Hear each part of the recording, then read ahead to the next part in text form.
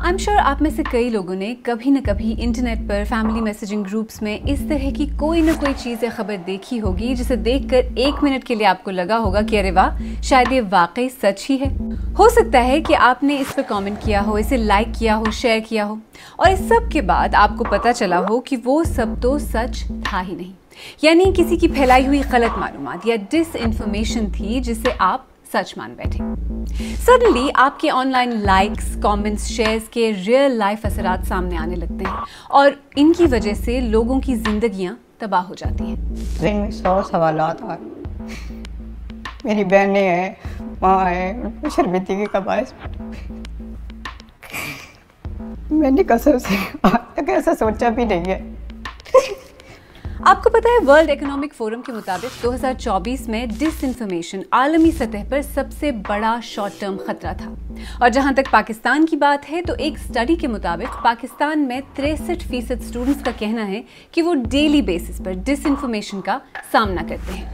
यानी अगर ये मसला इतना संगीन है तो हुकूमत इसे कंट्रोल करने के लिए, इसे रोकने के लिए क्या कर रही है? बहुत डिसइंफॉर्मेशन हो गई है, पब्लिक अनरेस्ट होता है, सिक्योरिटी के इश्यूज, नेशनल सिक्योरिटी के इश्यूज हो जाते हैं, तो इस डिसइंफॉर्मेशन को कंट्रोल करना ज़रूरी है। और ये बयानिया भी इस तरह वेपनाइज हो जाता है क्योंकि उसके पीछे, इसकी आड़ में जो पॉलिसीज़ लाई जा रही हैं वो आवाम के हक़ में तो हमें नहीं नज़र आती। तो आज प्रोग्राम में 2 बातें समझने की कोशिश करेंगे।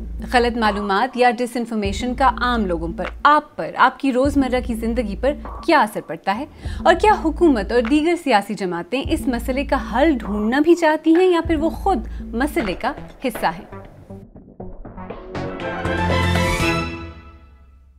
आप कभी ये गलत मालूमात के झांसे में आए हैं? आपने कभी बिना सोचे डिसइंफॉर्मेशन को फैलाने में मदद की है? अनफॉर्चुनेटली इन दोनों सवालों का जवाब हम में से ज्यादातर लोगों के लिए हाँ ही है। मसला ये है कि हम बिना सोचे, बिना तस्दीक किए डिसइंफॉर्मेशन को शेयर तो कर देते हैं, लेकिन इससे देखते ही देखते लोगों की जिंदगियां तबाह हो सकती हैं। सोचिए, एक शख्स पर एक दिन सोशल मीडिया यूजर्स की तरफ से रेप का इल्जाम लगता है। उनका नाम, उनकी तस्वीर सोशल मीडिया पर वायरल हो जाती है। ऐसा कुछ भी नहीं है, मैंने कुछ भी नहीं किया, ना ऐसा कोई सोच सकता हूँ कि मतलब मैं ऐसा घटिया काम कभी भी नहीं। मेरी 3 बहनें, 1 माँ है। मैं 6 माह का था जब मेरे वालिद साहब फौत हो गए थे। 8 जमातें मैंने पढ़ी है स्कूल में भी। उसके बाद बस थोड़े घर के हालात देखें तो बाहर निकल आए जॉब वगैरह करने के लिए। जो कुछ भी था इज्जत से रहा। जहाँ पे मेरी शादी है, लेकिन अब वो लोग ये सब सुन के तो बातें बना रहे हैं। अभी बात बना रहे मेरी। पुलिस उन्हें पकड़कर उनसे पूछताछ करती है। तफ्तीश से पता चलता है कि उनका इस रेप से कोई ताल्लुक था ही नहीं। इनफैक्ट रेप हुआ भी था या नहीं, इसके भी कोई शवाहिद नहीं मिलते क्योंकि कोई विक्टिम ही नहीं मिलती। यानी बिना किसी बात के किसी की जिंदगी अजाब बन गई। पुलिस तफ्तीश से वो बेकसूर तो साबित हो गए, लेकिन उनका नाम, उनकी तस्वीर और रेप का इल्ज़ाम अब भी इंटरनेट पर मौजूद है। एक बार ये जिन बोतल से निकल जाए तो इसे वापस डालना नामुमकिन है। सोच सोच के परेशान हो रहा हूँ मैं। मेरा क्या होगा कुछ नहीं पता। मेरी माँ, मेरी बहनें रो रो के बहुत हलकान हो गई। अम्मी बहुत परेशान है मेरी। बात ही नहीं मैं कर पाता हूँ कि उनसे बात कैसे करूँ। कुछ भी नहीं है, बस यही है कि मुझे प्लीज़ मेरा देखें। मेरी माँ बहुत परेशान है। मैं खुद बहुत स्ट्रेस में हूँ, बहुत परेशान हूँ कि इस तरह से मेरे ऊपर क्यों मारा गया है। मुझे बस इसे साथ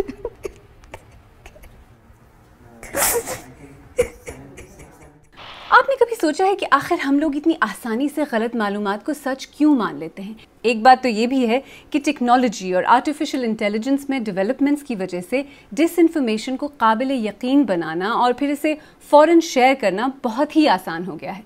लेकिन इसके अलावा भी ऐसा क्या है जो हम डिसइंफॉर्मेशन की तरफ अट्रैक्ट होते हैं? मैंने यही सवाल मीडिया मैटर्स फॉर डेमोक्रेसी की सदफ खान से पूछा।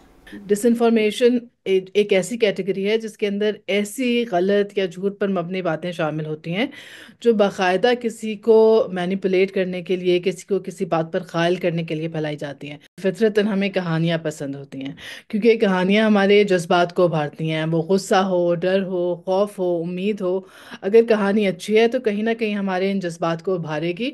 और डिसइंफॉर्मेशन जो है, और जो लोग डिसइंफॉर्मेशन बनाते हैं और फैलाते हैं, वो बड़े अच्छे कहानी को होते हैं और वो इन तमाम تمام باتوں کا خیال رکھتے ہیں، وہ سنسنی خیز ہیڈ لائنز ہوں یا مرچ مسالہ لگے ہوئے جملے ہوں، کانسپریسی تھیریز ہوں. پھر یہ کہ ڈس انفارمیشن پھیلانے والے ظاہر ہے ایسی باتیں کرتے ہیں اور ایسی دلیلیں استعمال کرتے ہیں جو ہمارے ذہنوں میں پہلے سے موجود جو خیالات ہیں، جو باعث ہیں، وہ ان کو سہارا دیتے ہیں. دیکھیں ویسے تو نہ ڈس انفارمیشن نہیں ہے اور نہ ہی اپنے مفادات کے لیے غلط معلومات استعمال کرنے والے، چاہے وہ حکومتیں ہوں، پولیٹیکل پارٹیز، اسٹیبلشمنٹ، بڑی کمپنیز، سب نے کبھی نہ کبھی یا تو خود ڈس انفارمیشن پھیلائی ہے یا پھر اس کا استعمال کیا ہے.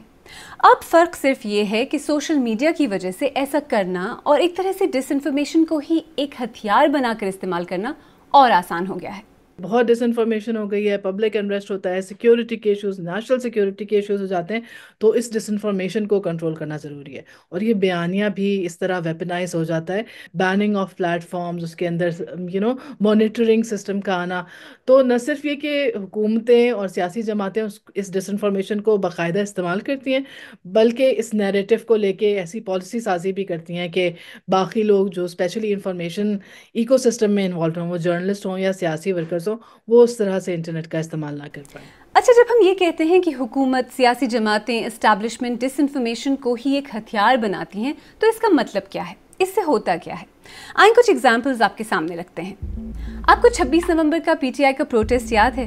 پی ٹی آئی کا پروٹیسٹ، احتجاج کو منتشر کرنے کے لیے حکومت کا آپریشن، ایک طرف سڑکوں پر یہ سب ہو رہا تھا تو دوسری طرف اس رات اور پھر آنے والے دنوں میں سوشل میڈیا پر غلط معلومات یا ڈس انفارمیشن کا سیلاب آ گیا. 278 لوگ انہوں نے سیدھے گولیاں مار کے شہید کیے، سینوں میں گولیاں. 278 شہید کیے گئے اور 1900 لوگ. وزیر داخلہ صاحب بار بار کہہ رہے ہیں کہ کسی ایک کا نام تو بتا دیں. یہاں یہ واضح کرنا ضروری ہے کہ یہ دعوے پی ٹی آئی کی لیڈرشپ کی طرف سے نہیں، لیکن پی ٹی آئی کے سرکلز کی طرف سے، ان لوگوں کی طرف سے کیے جا رہے تھے جو پی ٹی آئی کے قریب ہیں. صرف ایک دن بعد پی ٹی آئی کی قیادت نے خود کو اس طرح کے دعووں سے ڈسٹنس کرتے ہوئے ایک نیا فگر جاری کیا جو ان دعووں سے بہت کم تھا، لیکن ان مینی ویز تب تک بہت دیر ہو چکی تھی اور 200-300 ہلاکتوں کی خبریں قومی اور انٹرنیشنل ہینڈلز کے تھرو کئی بار پوسٹ کی جا چکی تھیں. لیکن ایک سینئر پی ٹی آئی رہنما نے ہمیں بتایا I would say categorically that there's never any misinformation. If you are talking in particular about the Islamabad massacre, because of the tragic gravity of the events, there was lots of speculation around the number of deaths, but our PTI official gave the number of 12. That number has now increased to 14 because it is an evolving situation and more deaths are being discovered. دوسری طرف حکومت کہتی رہی کہ ایک بھی گولی نہیں چلی. اگر کوئی ہے تو نام بتا دیں کہ یہ فلاں مدوت، ابھی تک کوئی نام یا کچھ نہیں بتا سکے. دوسرے نمبر پر آپ لوگ وہاں موجود تھے سارے کے سارے، آپ مجھے بتا دیں کہ کس پولیس والے کے پاس گن تھی. کوئی ایک پولیس والے کے پاس مجھے گن بتا دیں. اس کے بعد انہوں نے ہر بندے کے ہاتھ میں کیمرہ تھا. اگر گولی چل رہی ہوتی تو انہوں نے گولی کی کیا، انہوں نے تو اس کو پورے دنیا میں چلا دینا تھا کہ انہوں نے گولی چلا دی ہے. یہ بات بھی بعد میں غلط ثابت ہوئی. عینی شاہدین کے بیانات اور بی بی سی کی ایک تحقیق کے نتیجے میں ہسپتالوں میں ایسے کئی افراد ملے جنہیں گولیاں لگی تھیں. اس کے باوجود حکومت اب تک یہی کہتی ہے کہ اس رات کوئی گولی نہیں چلی. دوسری مثال انٹرنیٹ کی سلو سپیڈ. پہلے تو آئی ٹی منسٹر ایک عرصے تک اس میں حکومتی انوالومنٹ سے انکار کرتی رہیں اور اس کی وجہ وی پی اینز کے استعمال کو بتاتی رہیں. انٹرنیٹ کو نہ کسی بھی سرکاری طور پہ بند کیا گیا اور نہ ہی انٹرنیٹ کو کسی بھی لیول پہ سلو ڈاؤن کرایا گیا. یہ جو خبر پھیلی کہ انٹرنیٹ کو تھروٹل کیا جا رہا ہے، یہ سراسر غلط خبر تھی. پھر کچھ ہفتے بعد یہ کہا گیا کہ ایک ویب مینجمنٹ سسٹم متعارف کرایا جا رہا ہے.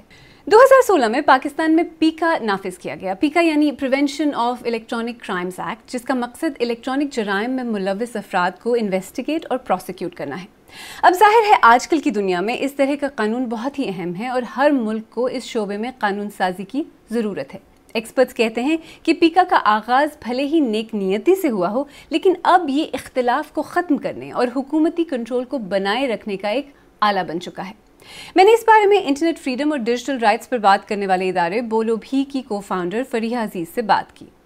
اس کا مقصد ہی یہی ہے کہ جو آپ کے مخالفین ہیں ان کے خلاف اس کو استعمال کرنا، اور ہم نے دیکھا ہے کہ بالکل یہی ہوا ہے. اس میں جو بیانیہ ہے کہ دیکھیں فیک نیوز ہے، فالس انفارمیشن ہے، اس لیے اب اس ترمیم کی ضرورت پڑ گئی ہے، سزائیں بڑھانے کی ضرورت پڑ گئی. تو وہ کوشش یہ کی جا رہی ہے کہ جو چیز قانون میں نہیں ہے لیکن پریکٹس میں ہے، اس کو ایک قانونی لبادہ اڑا دیا جائے. کچھ جو کرٹکس ہیں، جو ناقدین ہیں، وہ یہ بھی کہتے ہیں کہ ایسا لگتا ہے کہ جو حکومت کو جو بھی پسند نہیں، انفیکٹ باقی پولیٹیکل پارٹیز بھی، انہیں جو بھی بات پسند نہیں آتی اس کو وہ ڈس انفارمیشن کی لیبل لگا دیتے ہیں. کتنا خطرناک ہے ایسا کرنا؟ مثال کے طور پہ جو ایکس کا بین ہے، پہلے ہمیں کہا جا رہا تھا نہیں کوئی ٹیکنیکل مسئلہ ہے، ہم نے کچھ نہیں کیا، اس کے بعد ایک نوٹیفیکیشن نکلی. تو یہ ایک حکومت کا عام طور پہ عمل ہے کہ پہلے وہ ڈینائی کرتے ہیں، اس کے بعد یہ چیز ہو جاتی ہے، اس کو پھر جسٹیفائی کرتے ہیں. کچھ جو چند آپ کے پاس ہوتے ہیں کہ آپ کورٹ میں، پارلیمنٹ میں چیزیں آپ جب ریز کرتے ہیں، یا ان دا پبلک ڈومین جب آپ رپورٹنگ کے ذریعے، ان سے سوالات کے ذریعے ایک آپ جو چیزیں حقائق سامنے پیش کرتے ہیں یا کانٹرڈکٹری اسٹیٹمنٹس ہوتی ہیں، یہی ایک طریقہ ہے احتساب کا جو اقتدار میں ہوتے ہیں. اسی چیز کو پھر دبایا جاتا ہے قوانین کے ذریعے اور پریکٹسز کے ذریعے. اور ابھی بھی ہم یہی دیکھ رہے ہیں کہ یہی چیز ہو رہی ہے کہ آپ سوال نہ اٹھا سکیں، آپ تنقید نہ کر سکیں، آپ سوال نہ پوچھ سکیں اور آپ احتساب نہ کر سکیں ان کا جو اقتدار میں ہے. جو ہماری پریکٹسز ہیں جب ہم انفارمیشن کے فلو کو روکتے ہیں، چاہے وہ نیٹ ورک ڈسرپشن کے ذریعے ہو، کسی پلیٹ فارم کو بند کرنے کے ذریعے ہو، اس سے آپ اور ڈس انفارمیشن پھیلاتے ہیں. فیکٹ چیک یونٹس بھی متاثر ہوتے ہیں، جو ایک آپ کا ذریعہ ہے تصدیق کرنے کا وہ بھی متاثر ہوتا ہے. اور آئی تھنک کچھ حد تک یہ بائی ڈیزائن بھی ہے کہ نہ کیا جائے، تصدیق نہ ہو پائے، صحیح انفارمیشن نہ مل پائے. اب دیکھیں اس کانورسیشن میں اب تک بار بار حکومت کا ذکر آیا ہے، حکومت پر ڈس انفارمیشن کا استعمال کرنے، خود غلط معلومات پھیلانے کے الزامات لگ رہے ہیں. ہم نے اس بارے میں بات کرنے کے لیے حکومت سے بار بار رابطہ کیا اور پاکستان کے information and broadcasting minister Attaullah Tarar سے ہماری بات ہونا طے بھی ہوئی، لیکن ہماری ان سے بات ہو نہیں پائی. ہاں، ڈس انفارمیشن پر حکومت کی اسٹریٹجی کے بارے میں عطا اللہ تارڑ پبلکلی بات کر چکے ہیں. In the Ministry of Information, we have this system which is known as a fact check. Now we've made it into a digital platform on all social media platforms where if we feel that any information needs to be verified, we actually put a stamp on it and we make it viral through our platform, through our ministry, so that the ministry can actually tell the people that this information that was spread was false. With the right kind of editorial system, with the right kind of approach, I think we will be able to resolve these problems as well, as we are totally committed to the freedom of speech, to freedom of journalism, as envisaged in our constitution. آپ نے butterfly effect کے بارے میں سنا ہے؟ Idea یہ ہے کہ ایک چھوٹے سے ایکشن، چھوٹی چھوٹی باتوں کے بہت بڑے اثرات ہو سکتے ہیں. جیسے فرض کریں ایک تتلی اپنے پر پھڑپھڑاتی ہے، اس سے ایئر پریشر میں آنے والی تبدیلی سے ہزاروں میل دور طوفان آ جاتا ہے. Butterfly effect. ڈس انفارمیشن کی دنیا میں ہر لائک، کامنٹ، شیئر کا بٹرفلائی ایفیکٹ ہوتا ہے. ایک سروے کے مطابق پاکستان کی آدھی سے زیادہ آبادی اب آن لائن ہے، یعنی آدھی سے زیادہ آبادی تتلی کے پروں سے آنے والے طوفان کی زد میں ہے. اور حکومت کا حال تو یہ ہے کہ خود اسی پر ڈس انفارمیشن پھیلانے اور اسے استعمال کرنے کا الزام لگتا ہے. تو ایسے میں ہماری ذمہ داری بن جاتی ہے کہ ہم خود کو اور دوسروں کو ڈس انفارمیشن سے بچائیں. انٹرنیٹ پر کوئی بھی چیز لائک یا شیئر کرنے سے پہلے ایک دفعہ اپنا ہوم ورک ضرور کر لیں.